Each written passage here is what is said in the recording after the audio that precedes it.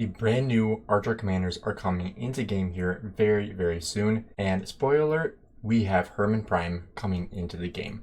I know a lot of people thought we were going to get Hermann Prime, but we are actually going to get Hermann Prime in Rise of Kingdoms as one of the new Archer Commanders. This was just released on the official Rise of Kingdoms YouTube channel. So this is going to be the new Wheel of Fortune Archer Commander, as well as another Archer Commander called Ashurbanipal. He was the king of Assyria and actually known as the Lost King of the Assyrian Empire. He was very well known for being an archer back in his day in the 600 BCs. So he is going to be the mightiest governor, and then Hermann Prime is going to be the Wheel of Fortune commander. So another Prime commander coming into Rise of Kingdoms, which is absolutely huge. So what does that mean for Rise of Kingdoms? Obviously the newest archer commanders that we have available in game right now for open field is going to be Zhu Zhiliang and Henry. These are the two commanders that people are typically using in the open field that were the newer commanders, as well as obviously Boudica. However, she is actually a lot older than people realize now. She is over a year old, and I unlocked her about almost a year and a half ago, so she isn't actually all that new anymore. But Zhuge is one of the newest archer commanders, so it'll be really interesting to see what Hermann Prime is actually going to look like. The skills are not yet released, and I'm not going to cover any leaks if there are any pictures, but Hermann Prime should be pretty decent because every other Prime commander has been phenomenal, so I doubt that that's going to change here. So Hermann Prime is most likely going to be a must max commander for a lot of players. However, for myself, I only run one archer commander, so I don't think, unless he is like substantially better than Boudica, I don't think I'll be investing into him, but we'll have to see exactly how good he is when he comes into the game officially. Next here, we want to talk about the new KVK format. So I covered this in one of my last videos, the Tides of War. So this is the new Season of Conquest KVK that is coming into game very, very soon. I'm not sure when exactly it will be unlocked, but most likely in the next month or so, potentially in the next couple of weeks. We'll have to see when we register if it will be available for 1079. But with Tides of War, as I discussed in my previous video discussing this KVK release, there are different tides. And so these will go over for 4 days. We have a couple different examples of what the tides actually look like. So you can see this example: when fighting troops from other camps during this tide, for every 2 million kill points you earn, your troops gain 0.1% attack. And it looks like this can go up to 10% for the tide and up to 15% for the season. And I'm assuming this is on top of your crystal tech within this KVK. However, they have not explicitly said there's crystal tech in this KVK, but you can kind of assume with Season of Conquest, they're always going to put crystal tech in there, unfortunately.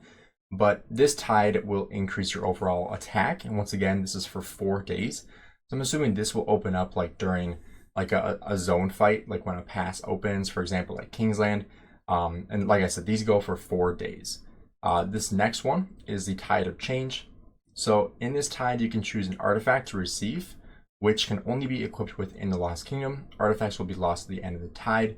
So you have artifacts, personal directives, and alliance directives. We'll dive into those here very, very soon. Next here, this is the Tide of Peace.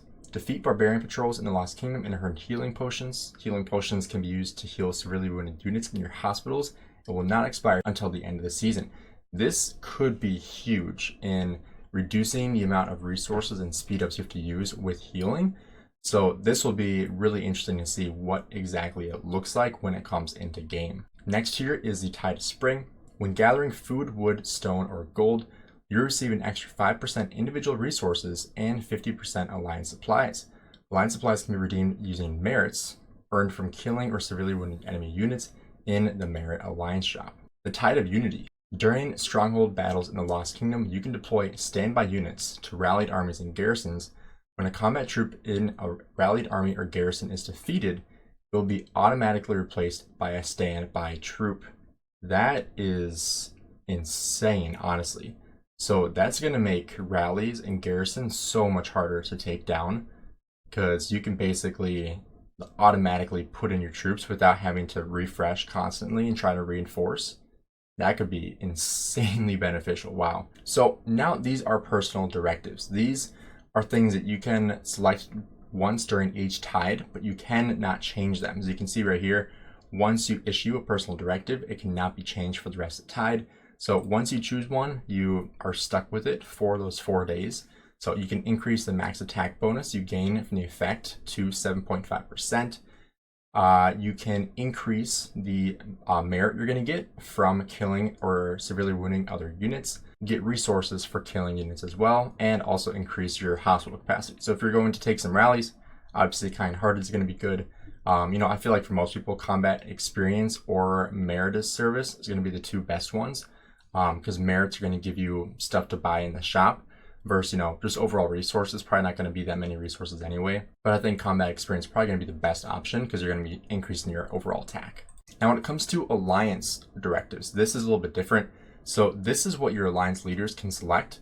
So these are 2 different troops for this tide. And the first one, back at it, when your troops are defeated in combat, they will instantly return to their governor's city. So this can last for 2 hours and has a 24-hour cooldown.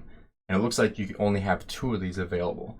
And, this is kind of crazy. So like if you are, marching across a map to, attack like your enemies on their side of the map, and you issue this, like usually when like your troops die, you have like a long march back and you have to march back out again.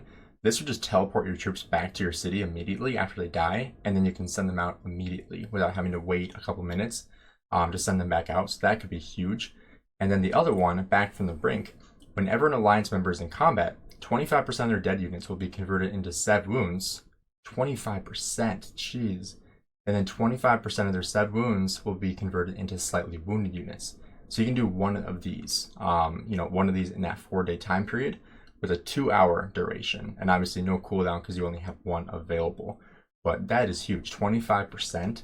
So if this is available in Kingsland, like you're taking 25% less deads and 25% less sev wounds. So open field and, swarming garrisons, reinforcing rallies garrisons, like that is enormous.